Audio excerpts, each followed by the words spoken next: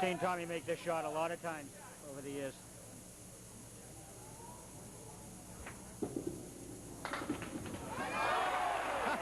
Saw it that time.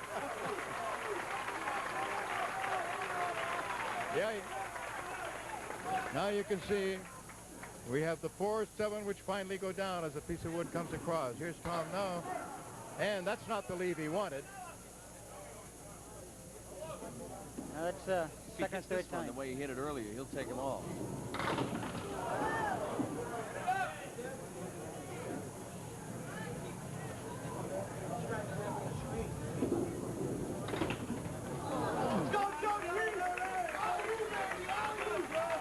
The way Joe Tavernese is bowling, you can't leave the box open. No, you can't. Joe's throwing too good a ball right now. Come on, Joe. That spoke too soon. Just too full on the head pin. See how close he can come to making the spread eagle. Nope. Three more. Joe will settle for a 9 here. Dick, you know how the bowler likes to hold the ball usually out in his fingers. Is there any tendency when it gets pressure and things are going against him that you maybe start to squeeze it a little bit? Oh, yeah, that happens a lot. And sometimes you don't even realize you do it. Yeah.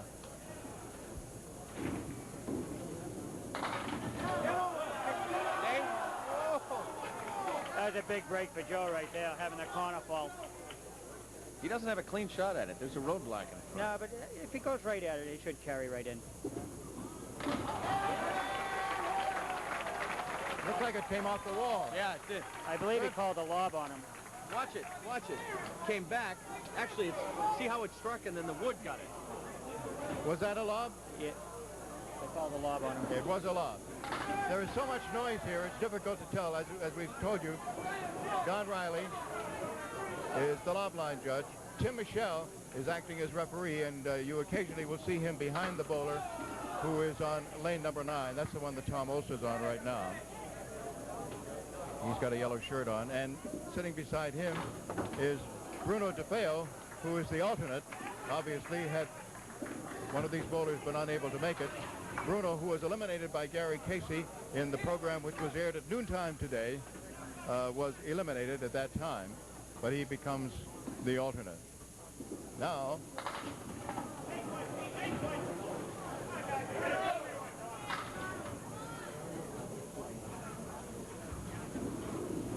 oh, what a shot! What a shot!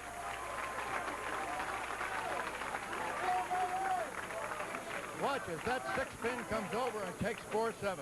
And it took the 4 out before it ricocheted around. Wonderful. Joe comes back with a little bit of an answer. That lob cost him 10 pins right there, but he come right back from it. Good thing there was a fat piece of wood. Yeah, I'll say.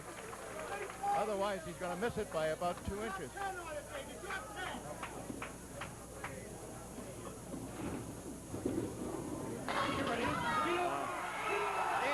Is it going to happen? No. The action Joe's getting is unbelievable. Say, if somebody opened the door, it might go over. Oh, unbelievable. That's a bowler's nightmare right there. But when you have with a piece of wood right in front of us. What it is the shot is too easy. You just take it for granted. Well, you see what he did on the previous box? He rolled a softball and almost missed the 1 pin that was sitting there then. It's very interesting now. Ulster's an explosive finisher. You never count Tommy out.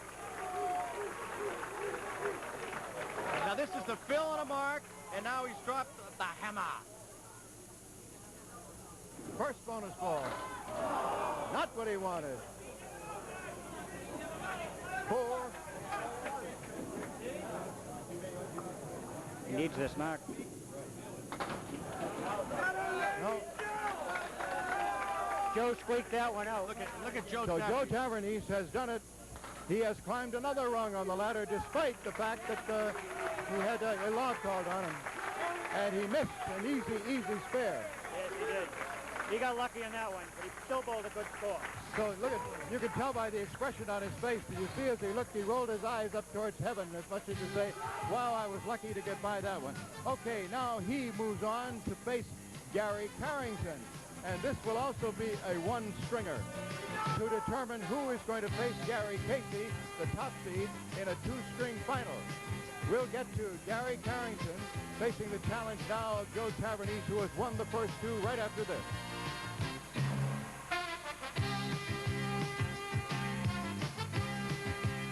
To another one-string match.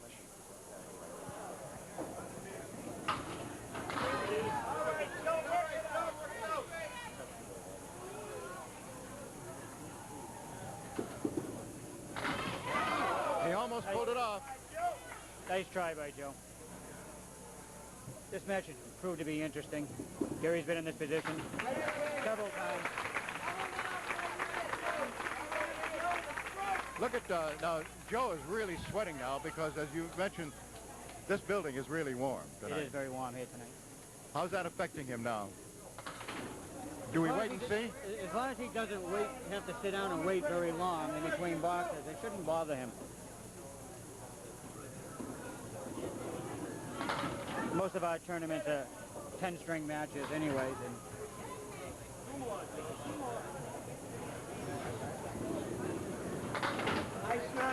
all right, a 10 and a 9. Now Gary Carrington, who was the until noontime today. Well, actually about 1 o'clock today. that show was unbelievable this afternoon. Gary had qualified with a 451. Look, we've seen, this is the third time we've seen that lead, which is a 5-6-10. Will he try to use the wood over on the left? If he goes for the wood, I'd go off the cap. He played it down low and tried to spin it into it. Gotta credit him for an aggressive move, though, right? He's only got one shot. He has to go for the gusto. Yes. Got to go for them all. How aware are they of what the other fellow has done? I mean, it was a disappointing, you know, Tavernese not marking in the first box. Might that allow Carrington to be a little more gambling in his first box? I don't think so. I think you just get up there and just try to do the best you can. Just try to stay within your own ability, right? That's it. You try to be the first one to get the first mark up there. Of naturally. course. Yeah. Right now, through the two boxes of this match, we are void of that first mark. So they are tied after two boxes.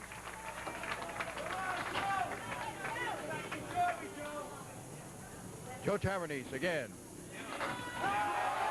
There's the ball Joe's been throwing all night. There's that first mark that Dick just mentioned. Right pocket hit.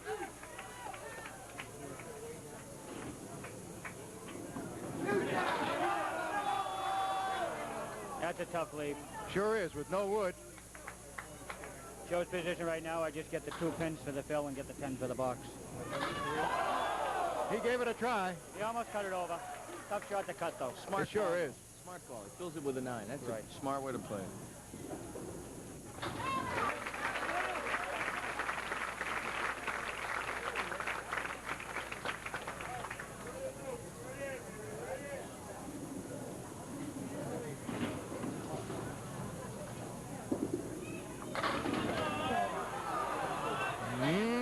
No.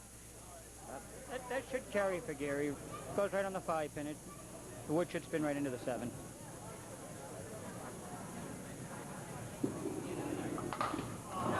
Nope. Didn't quite catch the 5 pin solid enough.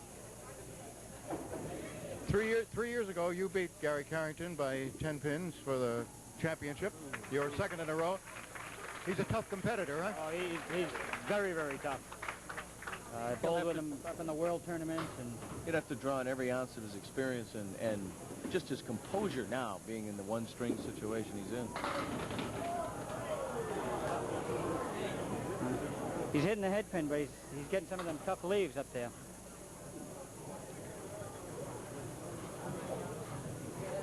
That's a tough one, all right. 4 and 10. He's playing it smart. He's just pinning them one at a time here. still has 6 boxes to go. So in the first 4 boxes, we have had just 1 mark.